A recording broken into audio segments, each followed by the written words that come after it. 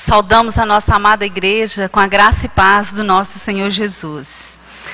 É com muita alegria que estamos aqui desde ontem, a nossa igreja em conferência missionária. Temos sido muito abençoados e hoje nós continuaremos aprendendo e crescendo para a honra e glória do nosso Deus. Convido a igreja que esteja abrindo as suas Bíblias no Salmo 117. Faremos essa leitura em conjunto. Salmo 117.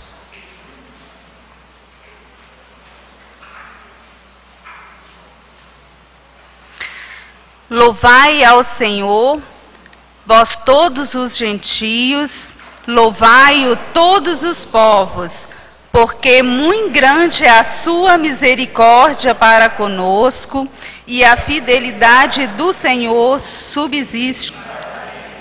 Aleluia. Nós convidamos neste momento o nosso coral para que venha à frente. Vamos estar entoando o hino de número 52.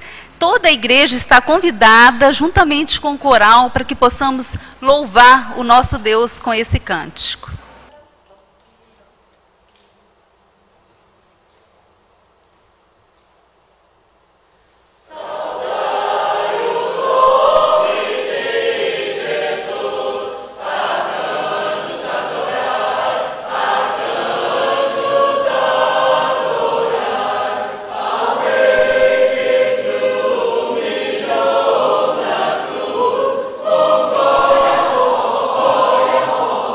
Glória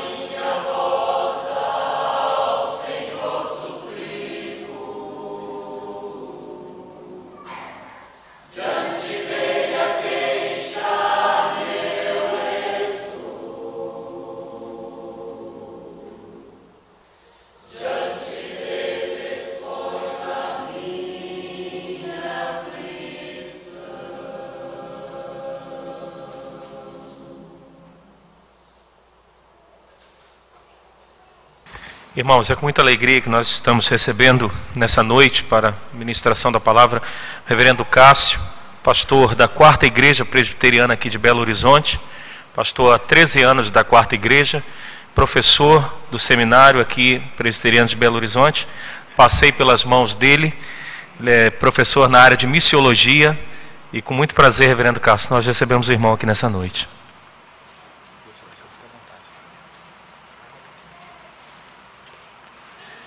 É um prazer poder voltar aqui. Estive aqui, se eu não me engano, há uns 13 anos ou 12 anos atrás.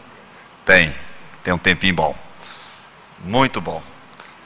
Vamos abrir as Sagradas Escrituras.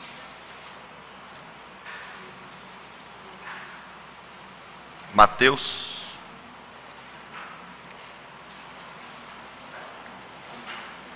Eu creio que vocês realizam conferências missionárias aqui há pelo menos 20 anos.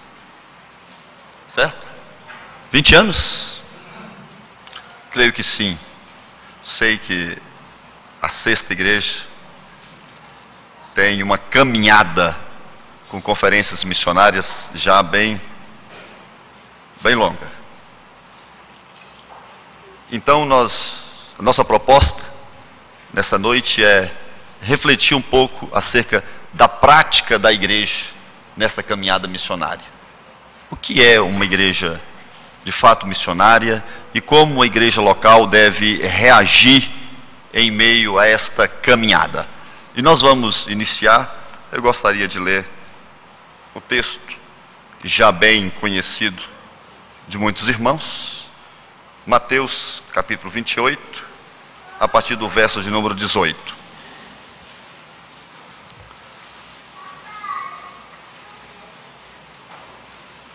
Jesus, aproximando-se, falou-lhes dizendo: toda a autoridade me foi dada no céu e na terra.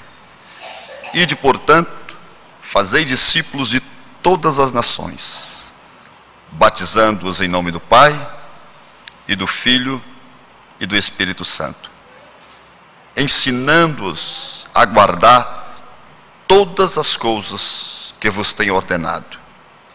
E eis que estou convosco todos os dias, até a consumação dos séculos. Vamos orar mais uma vez.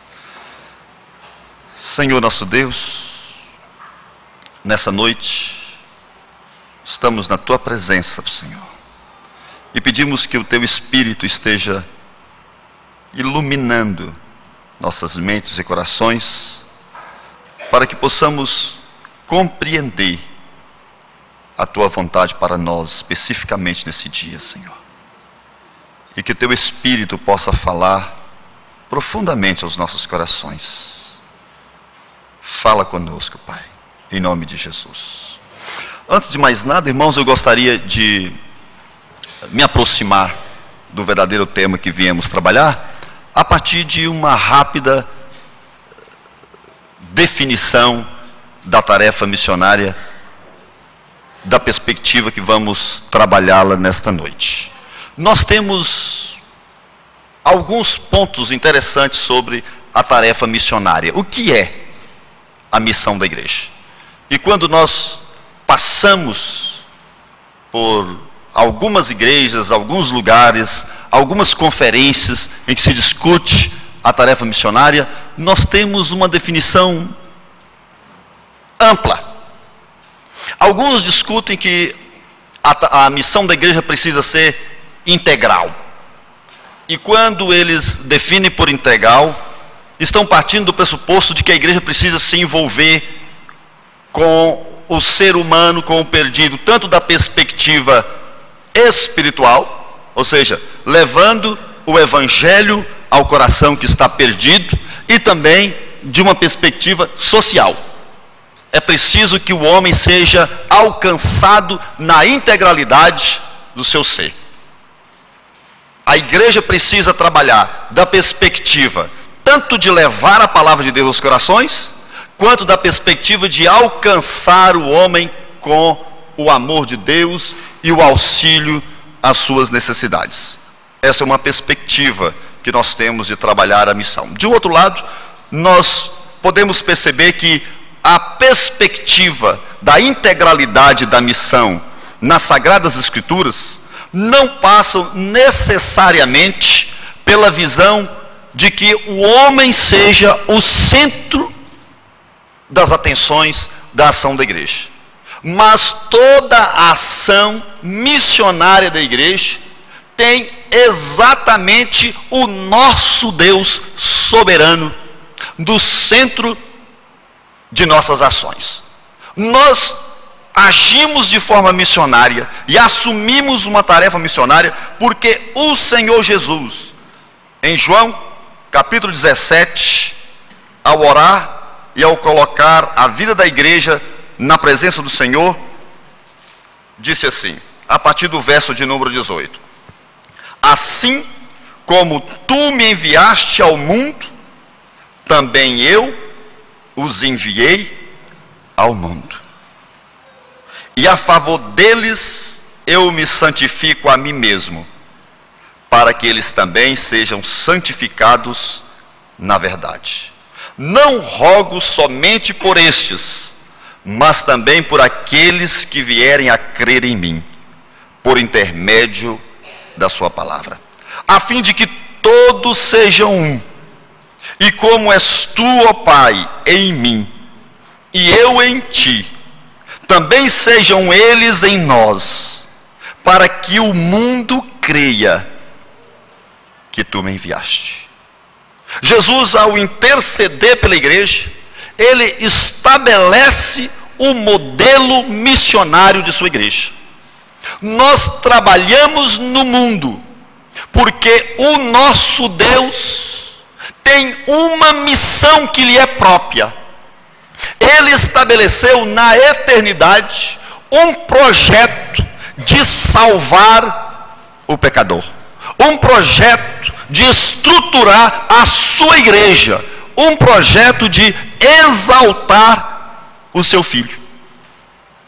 E ao estruturar esse projeto salvífico, o próprio filho foi enviado com uma missão específica de morrer por sua igreja, de morrer por aqueles que estavam perdidos. E ao morrer, Cristo envia a sua igreja, estende a sua tarefa salvífica ao povo por quem ele havia morrido. Então a nossa tarefa não focaliza o homem ou as necessidades humanas, mas focaliza o projeto salvífico, como Deus o estruturou na eternidade. Desta maneira, eu quero dizer e afirmar para vocês que a nossa tarefa missionária é conduzir o mover de Deus em direção ao coração do homem. A nossa tarefa é levar o nosso Deus para que ele seja conhecido tal como ele é e tal como ele deseja ser conhecido por todos aqueles que estão perdidos. A nossa tarefa missionária se estrutura naquilo que Deus planejou para nós. E a integralidade da tarefa missionária da igreja significa que nós precisamos nos envolver, pelo menos, em duas perspectivas. Primeiro, Atos, capítulo 1, verso número 8. Alguém pode ler para nós?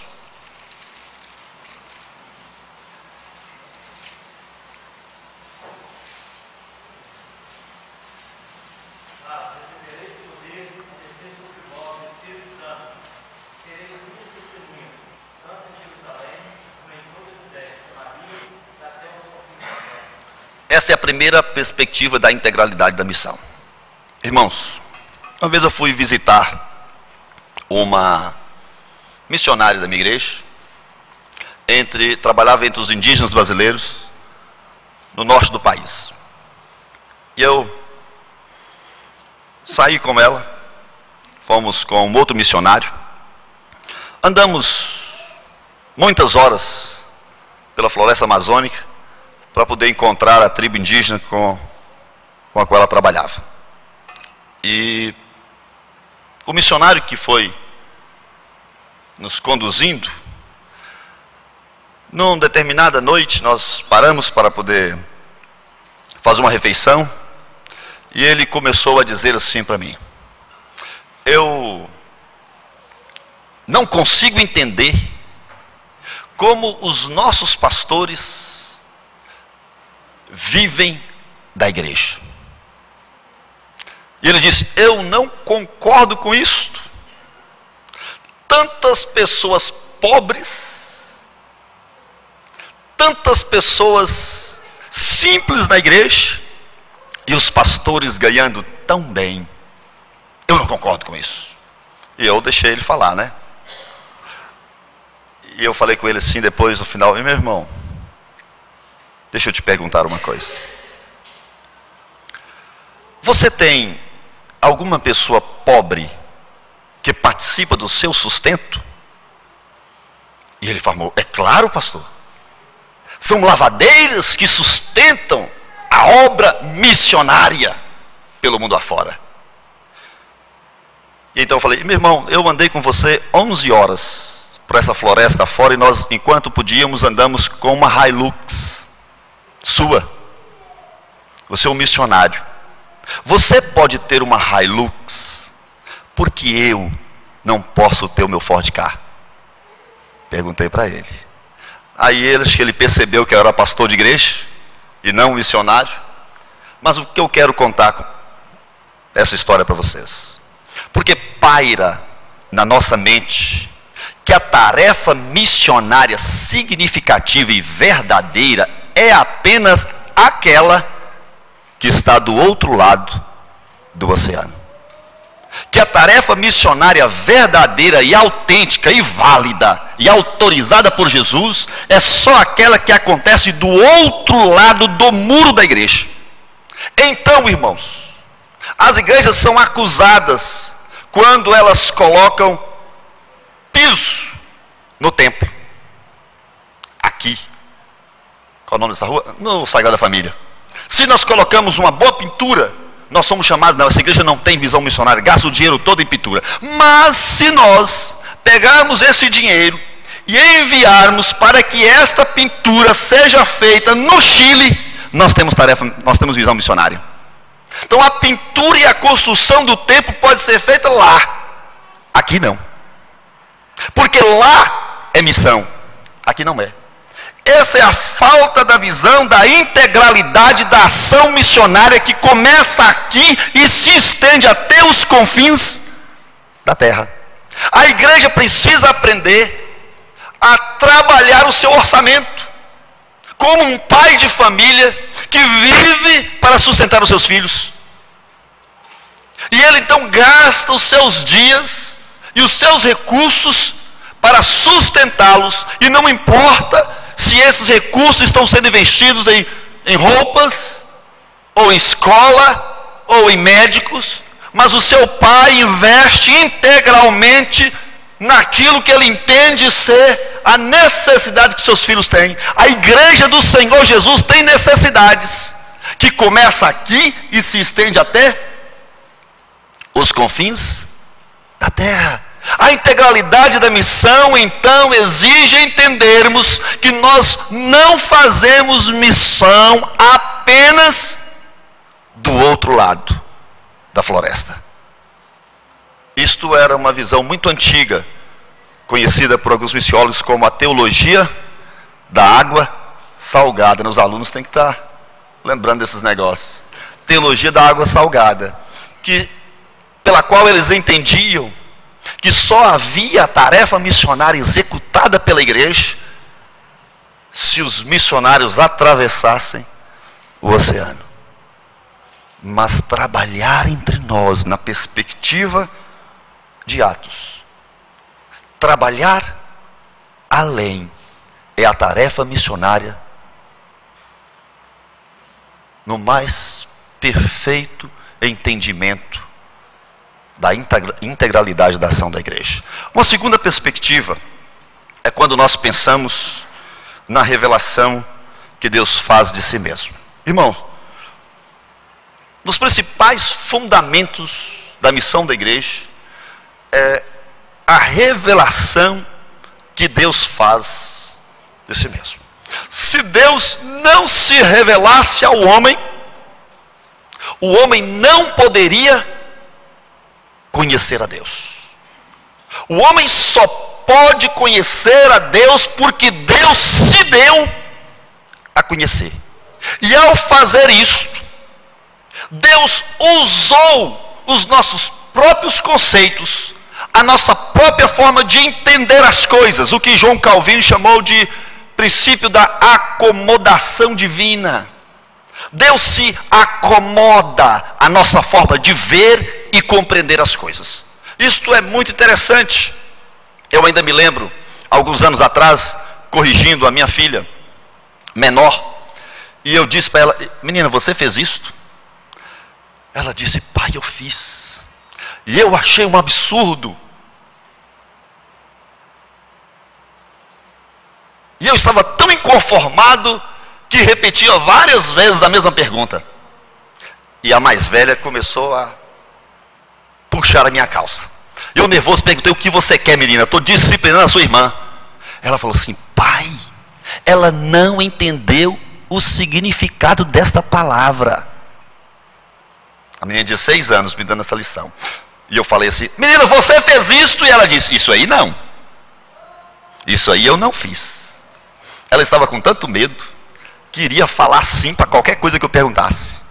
Mas quando ela entendeu, ela disse: não, pai, isto eu não fiz. Nós precisamos falar com as nossas crianças de tal maneira que elas entendam. Calvino diz que como a ama fala ao bebê, Deus fala conosco. Deus nos orienta. Deus nos ensina. E desde o Éden, Deus fez isto. E no Éden Deus deu mandatos para o homem cumprir, antes da queda. E eu sei que vocês já conhecem sobre essas coisas, então nós vamos apenas citar. Nós destacamos 3 mandatos específicos. Primeiro, a responsabilidade que o homem tinha de relacionar-se com o seu Criador, simbolizado pelo sábado. Gênesis, capítulo 2.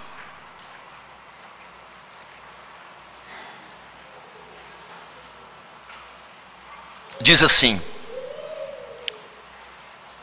no verso 2: e havendo Deus terminado no dia 7º a sua obra que fizera, descansou nesse dia de toda a sua obra que tinha feito. E abençoou Deus o dia 7º e o santificou, porque nele descansou de toda a obra que como Criador fizera. Deus chamou o homem e disse assim: olha, agora eu vou estar contigo. Vou parar tudo para que você possa se relacionar comigo. Deus chama o homem para um relacionamento profundo. E o sábado, o dia da exaltação, é o símbolo deste relacionamento. Quando Deus chama o homem, quando Deus nos chama, irmãos, esse dia do Senhor merece um pequeno parênteses, né? Irmãos, você já marcou uma agenda com alguém muito importante? Vamos pensar em alguém muito importante, não. Vamos pensar no seu médico. Quando você liga para o seu médico, você fala assim: doutor, eu estou olhando a minha agenda, segunda-feira às 15 horas. Se você não puder me atender, desista. Só no ano que vem. Já imaginou uma cena dessa? Nós reportamos por hilária, não é verdade? Quando nós nos deparamos com alguém extremamente importante, nós rasgamos nossas agendas, não é verdade? Elas passam a não existir. Nós nos curvamos aos seus horários, aos seus interesses. Irmãos, quando Deus nos chama à adoração, Ele é a pessoa importante no nosso encontro. A nossa agenda deve se curvar a dele. Nossos interesses devem se curvar aos dele. Quando nós nos colocamos diante do trono de Deus para o encontro com o Senhor, Ele é o centro de nossas atenções. E já era assim no Éden. Deus convoca Adão para se encontrar com o Criador, no dia que o Criador pararia tudo para ouvir o homem, para receber ao homem. E uma segunda responsabilidade, chamamos de responsabilidade social, simbolizada aqui no Éden pelo casamento. Na responsabilidade social simbolizada pelo casamento, Deus convida o homem para relacionar-se consigo mesmo. Deus cria o homem, diz o texto bíblico, no versículo 27 do capítulo 1. Criou Deus, pois, o homem à sua imagem, a imagem de Deus o criou, macho e fêmea os criou. Deus não cria a humanidade numa perspectiva única, unilateral, mas Deus cria macho e fêmea. E Deus desejava que a integralidade desse ser, simbolizada e festejada no casamento e na construção da família, Deus desejava que a humanidade finalmente encontrasse todo o significado de ser e de existir. Deus desejava que o homem se relacionasse consigo mesmo. E Deus dá uma terceira responsabilidade, simbolizada aqui no versículo de número 15. Alguém pode ler para nós o capítulo 2 de Gênesis?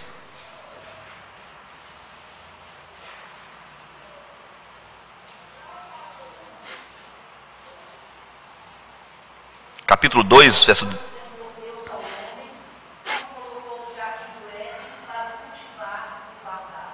Tomou, pois, o Senhor Deus ao homem e o colocou no jardim do Éden para cultivar e guardar. Deus coloca o homem no Éden. Aqui nós estamos antes ou depois da queda? Antes da queda. E já dá o trabalho para o homem. Deus coloca o homem para ter um relacionamento profundo com o meio em que ele vivia. E Deus dá a responsabilidade ao homem de trabalhar a terra, de dar nome aos animais, às plantas, de lavrar, guardar aquele lugar. Era responsabilidade cultural.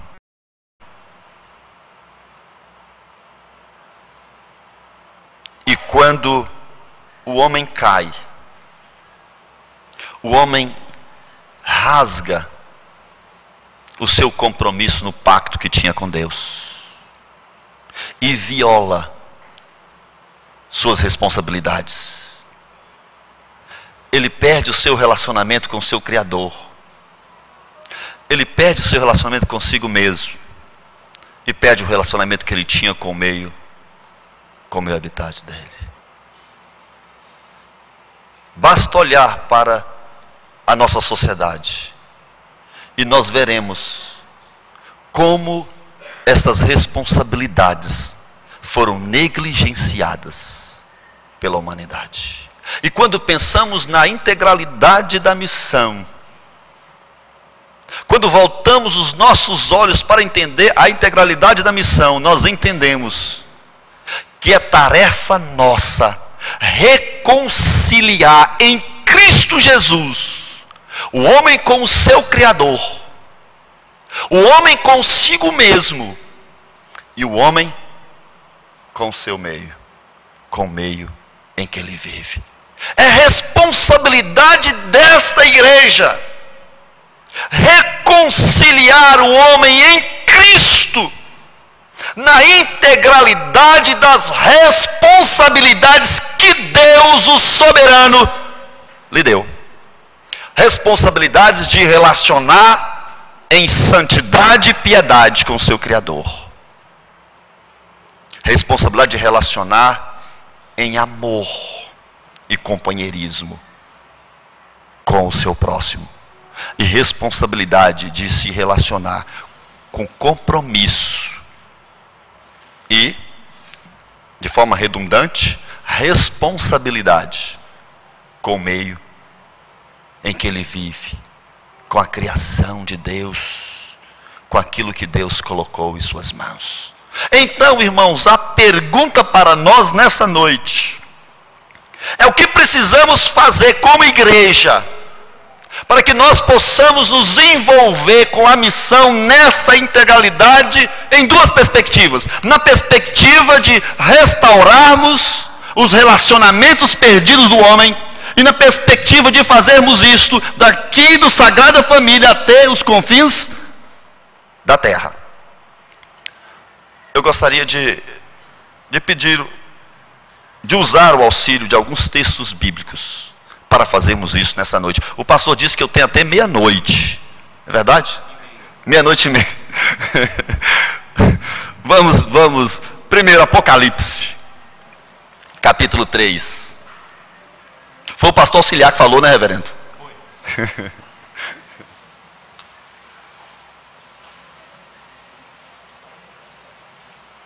Capítulo de número 3.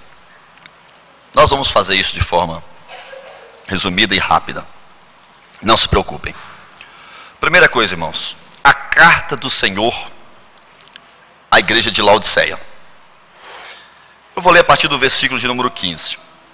Conheço as tuas obras. O Senhor já virou para a igreja e diz: conheço as tuas obras. A palavra que o Senhor usa aqui é a palavra ergá. Ergá não fala das grandes obras de alguém, mas fala do cotidiano, das obras que você executa no dia a dia. Deus conhece a sua forma de namorar, a sua forma de tratar seus funcionários, a sua forma de responder ao seu patrão, a sua forma de cumprimentar pessoas de sexo oposto, a sua forma de contar piadas. Deus conhece a sua forma de cozinhar. Deus conhece o seu ergar. Deus conhece o seu cotidiano. E Ele sabe, diz o texto, que nem és frio, nem quente. Quem dera fosses frio ou quente. Eu sempre li esse texto categorizando a vida cristã. E nós vemos sempre duas categorias clássicas, e colocamos a terceira logo em seguida. O crente pode ser frio, quente, ou pode ser morno.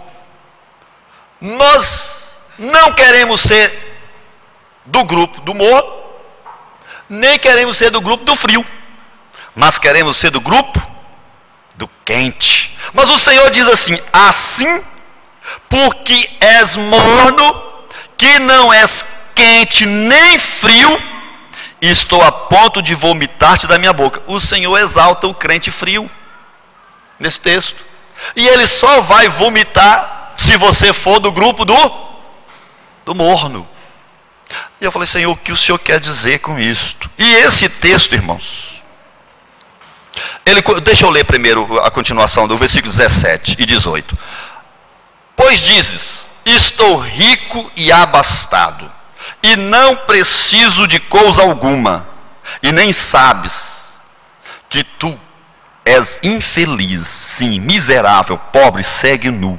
Aconselho-te que de mim compres ouro refinado pelo fogo, para te enriqueceres, vestiduras brancas para te vestires, a fim de que não seja manifesta a vergonha da tua nudez, e colírio para ungires os olhos, a fim de que vejas. Esse texto não pode ser compreendido de forma real e tranquila, sem que nós busquemos auxílio na questão geográfica da cidade de Laodiceia. É muito interessante. Laodiceia era uma cidade muito conhecida por pelo menos 3 riquezas básicas que ela tinha. Laodiceia tinha uma oftalmologia fantástica. As pessoas saíam do império todo para ir buscar cura para os olhos. daquela cidade. Mas aquela cidade também tinha seda, o comércio da seda. Um comércio fabuloso, mulheres bonitas, boa seda, de ótima qualidade. E aquela cidade ganhava muito dinheiro. E também, além da oftalmologia e da seda, aquela cidade era famosa por causa dos cosméticos que ela tinha. Cosméticos. Era famosa na beleza feminina. Produzia os melhores cosméticos do Império Romano. Todo mundo ia para lá buscar os cosméticos. Mas aquela cidade, ela não tinha uma coisa. Não tinha água. Não tinha água. E ela tinha, para agravar a sua situação, duas vizinhas. As duas vizinhas estavam, se eu não me engano, entre 16 e 18 quilômetros, ao norte e ao sul. Essas duas vizinhas eram Hierápolis e Colossos. E essas duas vizinhas, eu nunca me recordo quem, uma tinha uma fonte de águas térmicas. O que fonte de águas térmicas faz? Qual a fama que elas têm? Medicinais, né? Curam. Fonte de águas térmicas, águas quentes. Todo mundo vai lá para Caldas Novas, né? Tomar banho de água quente. E aquela cidade tinha uma fonte como esta. E as pessoas iam para aquela cidade para serem curadas. E de graça. Ninguém cobrava para tomar banho na fonte de água quente, de águas térmicas. E a outra cidade tinha fontes de águas geladas. No meio do deserto, irmãos. O que águas geladas faz? Refrigeram até a alma. É isso que faz. E de graça, irmãos. Mas aquela cidade rica, soberba, ela explorava as pessoas. E quando ela pensava que era rica, abastada, na verdade ela é pobre, cega, nua. Porque aquela cidade não abençoava as pessoas que chegavam ali, mas sugava suas fontes, irmãos.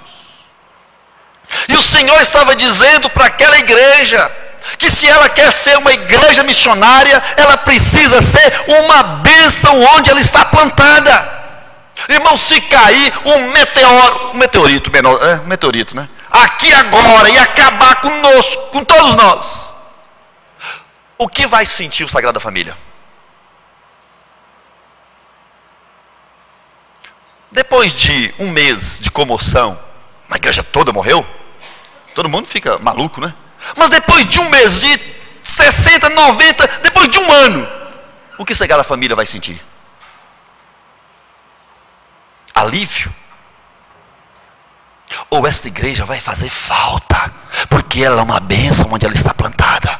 Ela faz a diferença aqui. E se essa igreja for arrancada daqui, o Sagrada Família vai chorar, porque vai sentir falta daqueles que abençoavam a sua terra, daqueles que faziam a diferença nesse lugar, daqueles que eram colírio para os seus olhos, daqueles que eram o alívio de sua alma.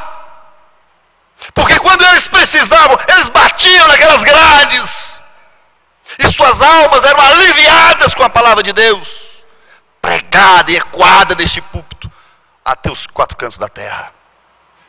O que vai sentir a terra se essa igreja for arrancada deste lugar? Uma igreja só é missionária de fato na perspectiva da integralidade bíblica se ela for uma bênção onde ela está plantada, se ela faz a diferença para as pessoas, se ela de fato representa o reino de Deus neste lugar, se ela conduz o mover de Deus ao coração dos que estão perdidos neste lugar, se ela é alívio. Uma igreja precisa ser uma bênção onde ela está plantada. E segundo, o tempo passa realmente. Tiago, capítulo de número 1.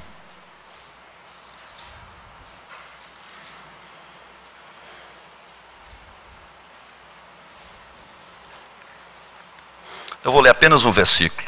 Alguém leia para nós o verso número 19.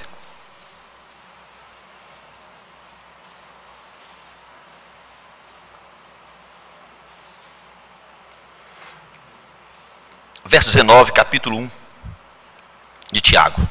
Alguém lê bem alto para nós.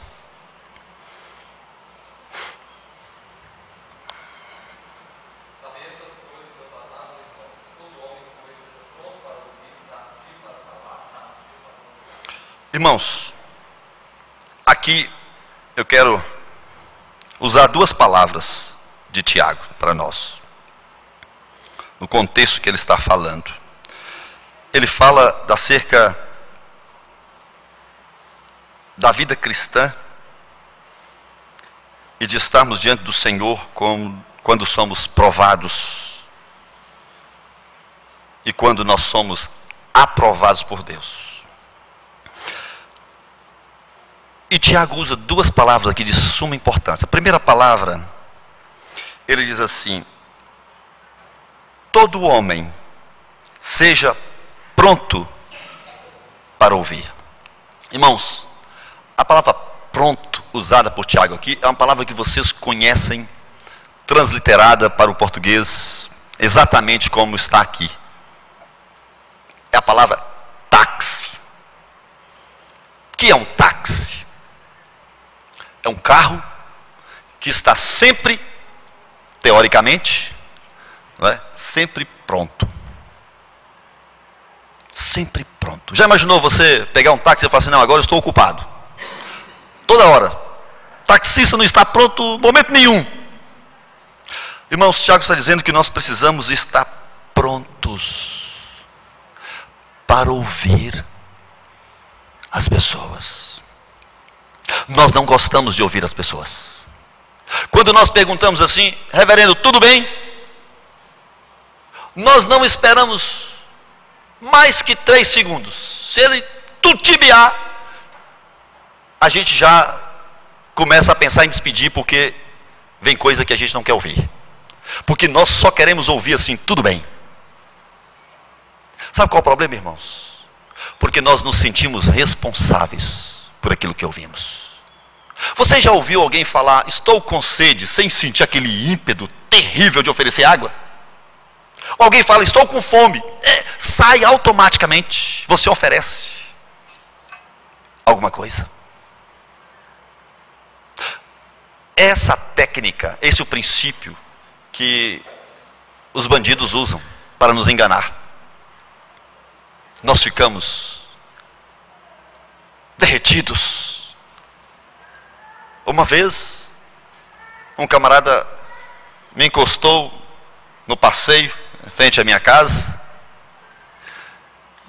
e eu pensei em 30 segundos de papo: vou ser enganado. Depois de 15 minutos, eu estava dando dinheiro para ele comprar o gás. E eu sabia que eu estava sendo enganado. Porque a gente não aguenta, irmãos. Quando eles contam essas histórias, nós ficamos inquietos. Nós queremos participar no auxílio. Irmãos, nós precisamos ouvir as pessoas. Nós precisamos parar, irmãos, para ouvirmos uns aos outros. Nós não fazemos isto mais, irmãos. Nós não sabemos nem o que isso significa. Eu falo essas coisas e falo como quem joga palavras ao vento, porque eu não sei. Irmãos, eu sou pastor há 22 anos, já até perdi a conta.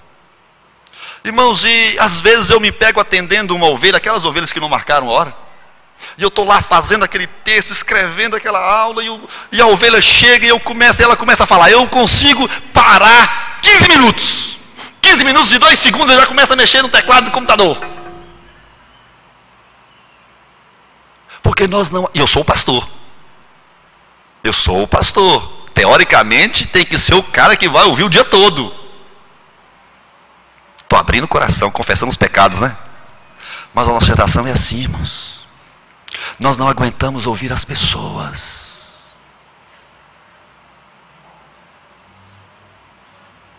Nós não paramos. Tem 13 anos que eu estou trabalhando na minha igreja, tentando fazer as pessoas irem nas casas uns dos outros, só por ir. e não consigo. Como diria na minha terra, vai lá bestar. Já viu isso? Fazer nada, vai almoçar sem marcar. Chega para comer o ovo. Irmãos, seria um absurdo fazer isso. Nós não estamos mais entre irmãos. Porque nós não temos tempo mais uns para os outros, irmãos. Nós estamos atarefados demais. A segunda palavrinha aqui, eu esqueço do tempo. A segunda palavrinha que Tiago usa aqui, é a palavrinha, ele usa 2 vezes. Todo homem seja pronto para ouvir, tardio para falar e tardio para se irar. Ele usa a palavrinha brades. A palavra brades tem uma tradução difícil para o português. A melhor expressão para brades seria retardado. Exatamente no significado de retardado mental. A pessoa que tem retardamento de mente para compreender as coisas. É óbvio que Tiago não está dizendo que o crente tem que ser retardado de mente. Eu sempre fui, eu era metido a contar algumas piadinhas para as ovelhas. E eu tinha uma ovelha, que ela era terrível. Eu terminava a piada, queria que todo mundo risse, e ela falava assim, pastor, e o final? Irmãos, ela era brades para entender as piadas. Lenta demais, tardia, retardada para entender. Ela era lenta. Entende o que significa a palavra? Só que o crente não deve ser retardado para entender piadas ou as coisas, mas deve ser retardado para entender as ofensas. Em que sentido? O rapaz ou o jovem senhor bonito, que atrai os olhares das moças da igreja, recebeu aquela clássica, como é que se chama? Cantada, né? Palavra feia. 3 dias depois ele fala assim, oh, era comigo. Ela estava me cantando. 3 dias, irmãos. Ou então aquela palavra mal colocada de uma irmã, falando do batom da outra, falando das roupas. 15 dias depois você fala assim, ué, fulana estava falando da minha roupa? 15 dias, irmã. 15 dias depois é que você foi perceber que ela estava jogando uma indireta para acabar com você. Clássico, né? Colocou a roupa de novo e se lembrou. É isso, irmãos. O crente é retardado para entender estas coisas. Ele é lento. Por isso ele não se ira com facilidade, porque ele não compreendeu. Porque tudo é puro para os puros, irmãos. É por isso, amado, que ele não fala. Porque ele de fato não entendeu, ele não entendeu o convite de Satanás. E então, irmãos, Tiago está recomendando que nós tenhamos bons relacionamentos uns com os outros, sendo sempre prontos para as pessoas e retardados para entender as ofensas que são lançadas a nós. E então, irmãos, finalmente seremos uma igreja missionária, porque nós teremos uma igreja das pessoas e para as pessoas. Mas enquanto formos uma igreja de coisas, enquanto formos uma igreja de templos, enquanto formos uma igreja de adquirir propriedades, eu não sei mais o que é que eu vou falar aqui, que tanta coisa que a gente faz, nada vale a pena, irmãos. Nós precisamos ser igreja de pessoas, que escuta as pessoas, que atende as pessoas, que ouve as pessoas e que pregam às pessoas, que expõe as sagradas escrituras aos corações das pessoas, para expor a Bíblia para as pessoas e para expor as pessoas às sagradas escrituras e à presença de Deus.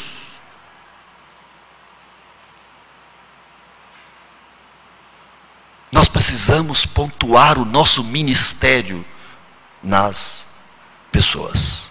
E por último, irmãos, eu quero pedir a ajuda de Pedro agora.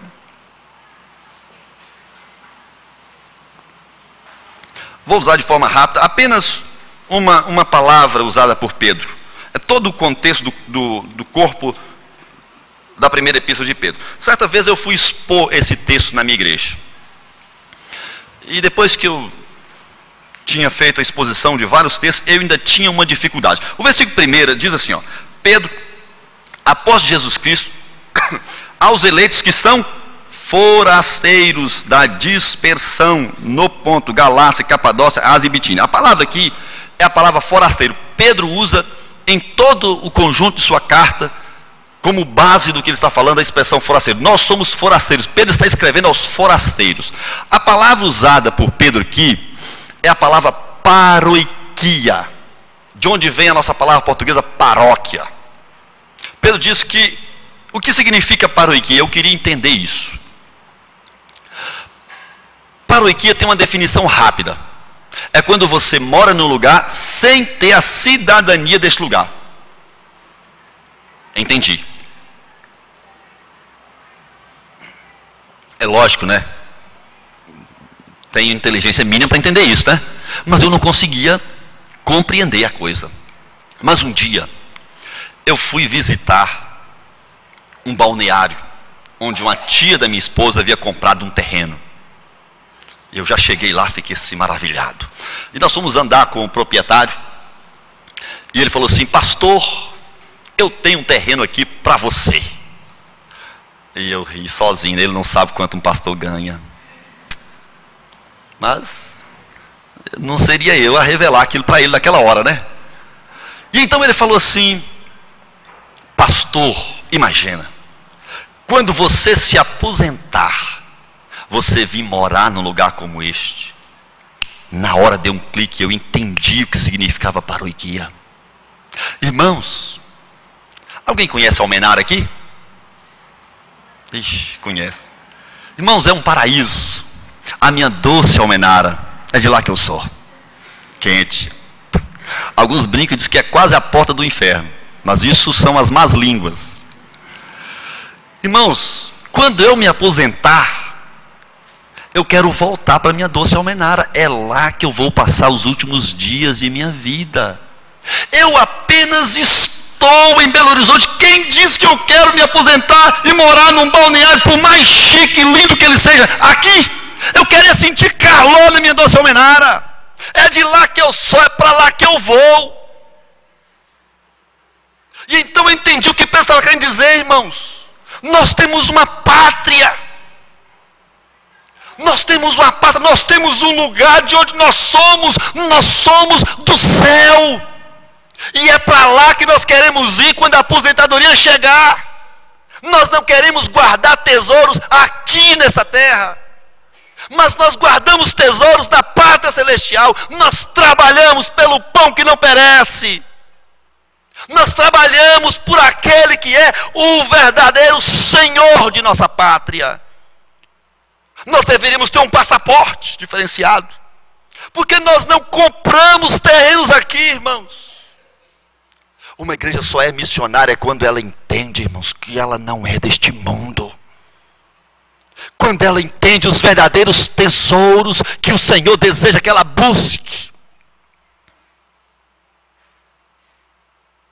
E quando dia e noite ela está pronta para cantar a gritos: Maranata, ora vem, venha Senhor Jesus.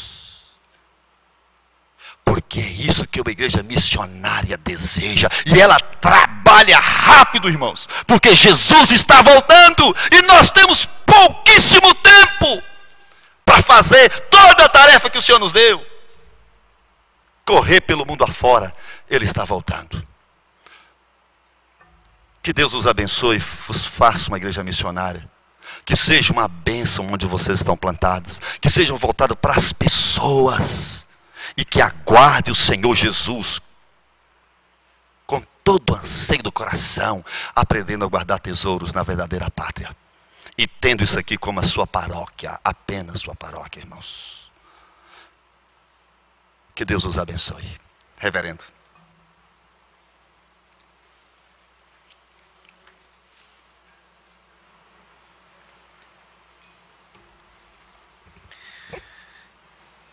Irmãos, eu passaria logo para a gente cantar um hino e encerrarmos, mas eu preciso rapidamente falar, essa igreja que nós temos orado, para que sejamos assim.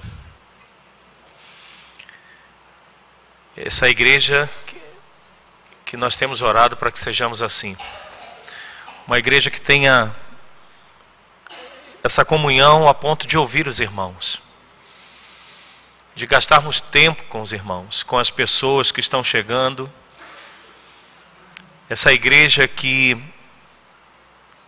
anseia de fato viver isso, porque nós não somos daqui de fato. Mas enfim, louvado seja Deus pela sua palavra, pela vida do reverendo